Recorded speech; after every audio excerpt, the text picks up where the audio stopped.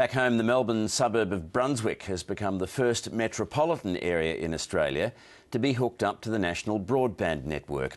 With great fanfare, the Prime Minister and her Communications Minister flicked the switch today. But initially, at least, just 14 residents will take part in the trial. Bernard Delacour went to the information sessions, got the box connected to his house, and he's now ready to be switched on. I'm very pleased that they've chosen my little neighbourhood.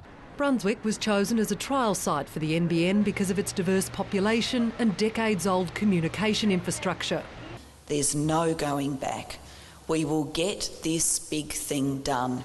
It's the suburb Julia Gillard lived in when she first moved to Melbourne. 3, 2, 1, hit it.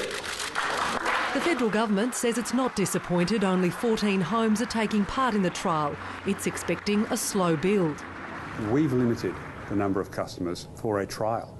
It's not open slather. It becomes open slather in October.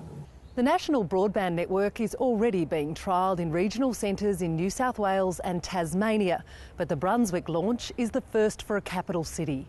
Mr Delacour believes it will help his scaffold business and his personal pursuits. I do a bit of production with community radio, for example, and it will make it a lot easier to move some of the large files around. But his neighbour, Andy Phillips, lives in a commercial property and was told he wasn't allowed to be part of the NBN. He says that wasn't the only rude awakening. Most mornings over the last 3 months, the NBN crews have been out here at about 5 o'clock in the morning tearing up the footpath and reinstalling new cables, which has caused a lot of traffic problems as well as a lot of noise problems. The federal government expects 500,000 Australians will be using the national broadband network by the next election.